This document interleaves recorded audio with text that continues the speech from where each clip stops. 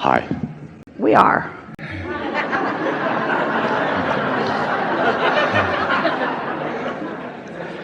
I don't know that I have any problems today. That's not what this is about. This isn't about problems. This is about co-creating at its best. Okay. A little tug of war here. Everything is going good. As it should. This is even better. Because things are always working out for you. Yes, they are. Yeah. Yeah. So in this moment in time, this powerful now, this juncture, where you meet you, and of course you meet you all the time, but here in this environment, you're meeting you in a stronger way. So what is it that you want to proclaim? What impulse is flowing through you? Everything seems to work out for me. A little at a time. It's just something that you know.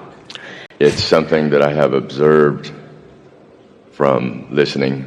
So you don't worry about the timing of it. You trust the timing of it. I trust it, yeah, 100%. And when an impulse comes, is that your indication to you that the timing for at least this impulse is now? When I ponder a thought and it comes to pass in a positive way by clarifying it, then I count that as it worked out. So do you wait for the manifestation to confirm the impulse, or are you getting better at acknowledge the impulse even before? Can you feel more and more what is going to work out in a stronger way?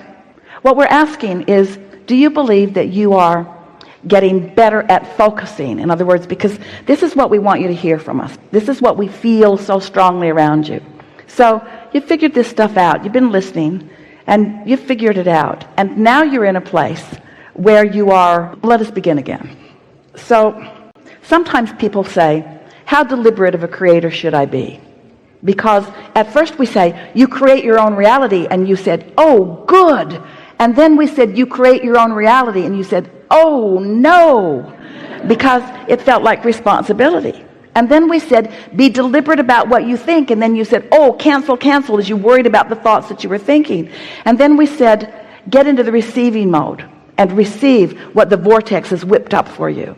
And now a lot of you are in a sort of aligned place where often you receive the impulse, but you are in a sort of wait and see place rather than in a now it's time to turn on the juice of focus place. And that really is what we want to say to you, is that you have figured out step 1, and you've figured out step 2, and you've figured out step 3. And now, as you focus more specifically on the things that are important to you, you're now in a place where the universe will begin to deliver to you with more precision the details of what you want.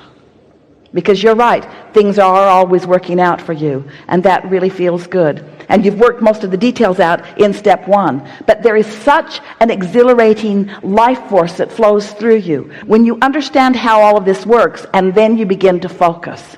It's almost as if you are dictating to the universe the details of what you want. So we've been saying to people, if you're not really in alignment and not steadily in alignment, then talking about what you want works against you.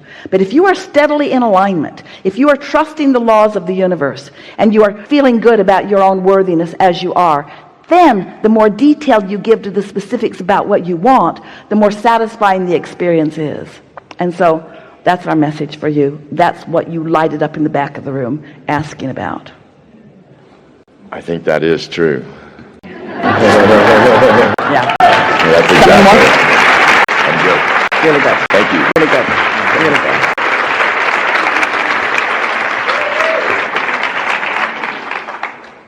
Do you like being the creator of your own experience? Yeah. Do you like being the accidental creator of your own experience? Do you like being the deliberate creator of your own experience? You like being aware of what you're creating?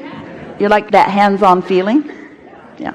I had a really wonderful interaction with my kids this morning. They have started to be interested in listening to the Getting into the Vortex meditations.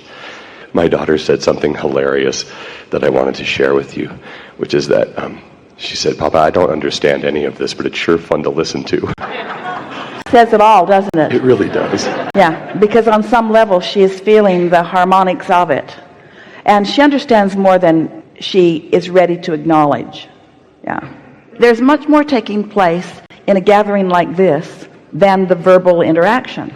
It's a vibrational interaction, and that's what she's describing, is that feeling of resonance. And so her mind is making sense of the vibration of it. Isn't that interesting? Feels good to her. Your mind makes sense of the vibration of things.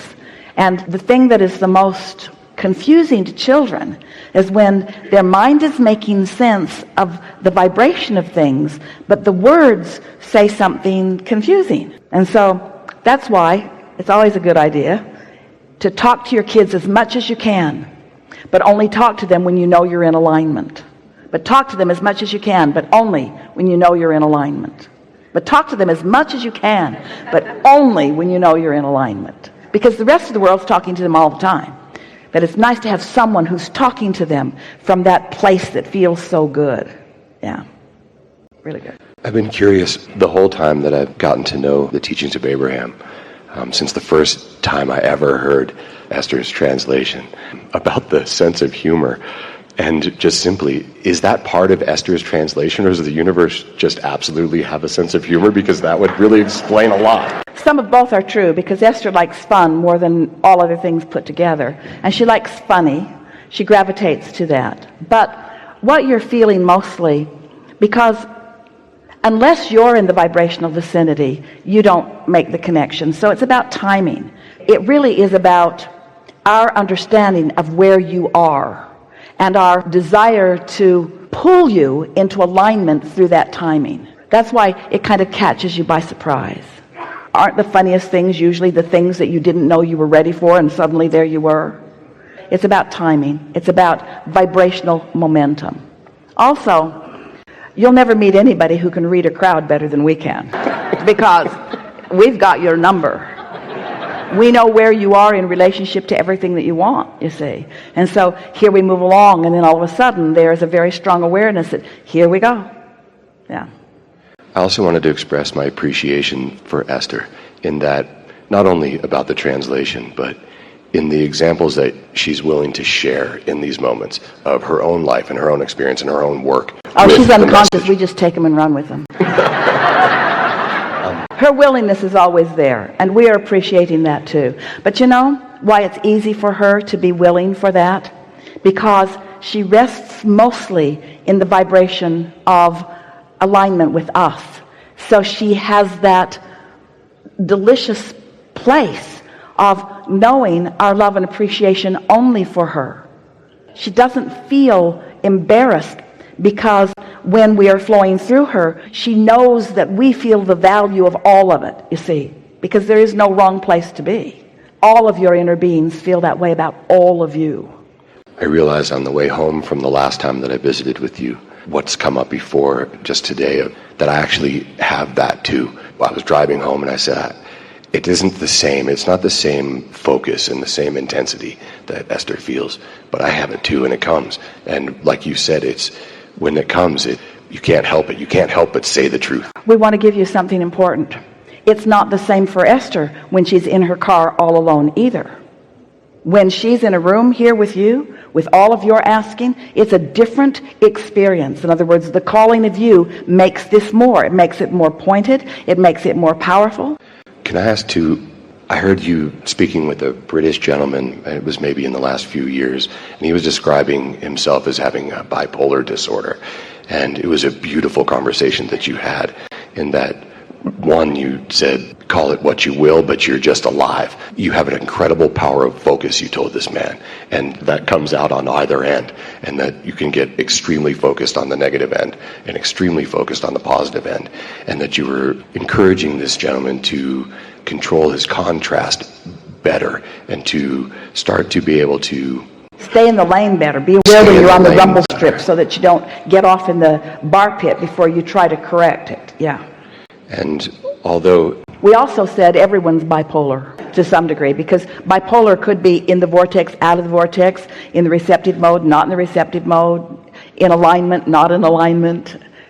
When you really, really, really want something and you're out of sync with it, it feels awful. And when you really, really want something and you're in sync with it, it feels wonderful. I appreciate that your answer is always the same. It's easy because the laws don't change. And our bipolar friends are our favorite students because the intensity of their desire summons in such a strong way.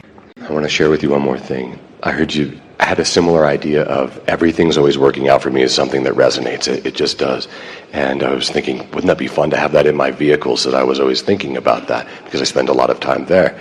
And I put little things around the house and stuff like that too. And then you said, well, we do that in the bus, and we had it actually on the dashboard so that it reflects in the windscreen so that you can see it, so they've written it backwards. And so I spent a little bit of time trying to figure out how to write it backwards and going to the mirror and being like, oh, close, going back. And then it was so exciting when I got it done. It's like, I got it.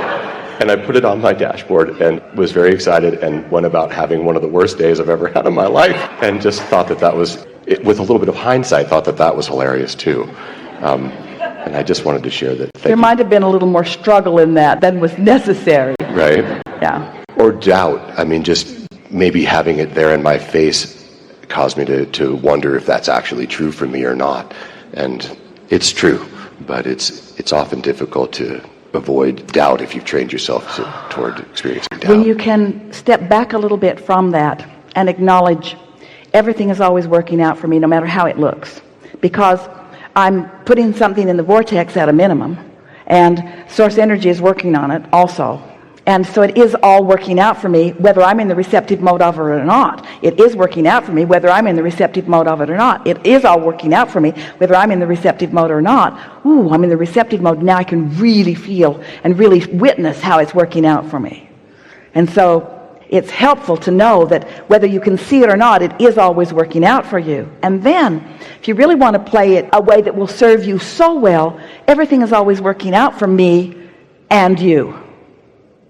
It's always working out for me and you. So then Esther is thinking, okay, I like the idea that it's working out for me, and I love the idea that it's working out for others, but what if we are not working out very well together? Then it's working out for you because you go that way and you go that way.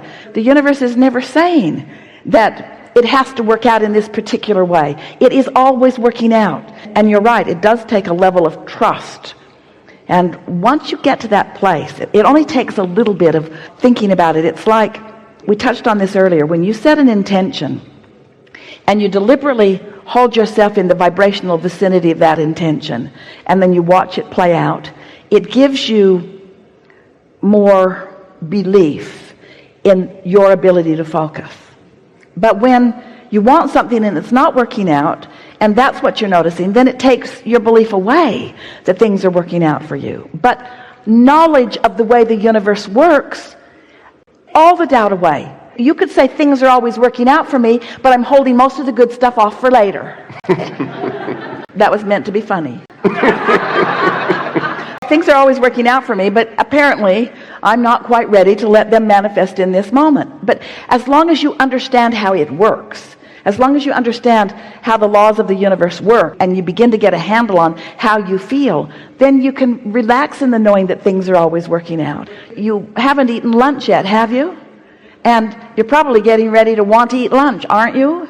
And yet we don't feel any real fear or trepidation here, oh, just that one, that things are not going to work out for you in that regard. In other words, you've had enough experience to know that you're probably going to eat today. Probably. And so as you come to realize that things are always working out, and you realize that it doesn't matter how big it is, it's not more complicated than just finding lunch today. In other words, it's just one impulse that leads to another and leads to another. There is nothing that you cannot be or do or have. There is nothing that is off limits. There is nothing that is holding itself apart from you. Everything that you could even conceivably want is working its way into your experience. And to the degree of your readiness, it's showing itself to you now and now and now and now and now. So good to know. Thank you for the stove metaphor. Yeah. Yeah. And we want you to follow the evolution of stove metaphor. In other words, it's hot, but how hot is it? Is there relief right now? In other words, yes, I certainly will jerk my thought away from whatever it is that's bothering, but what am I going to replace that thought with? What thought am I going to practice? What's my new set point relative to that? Really good. Really good. Enough? This is a very good time for a segment of refreshment.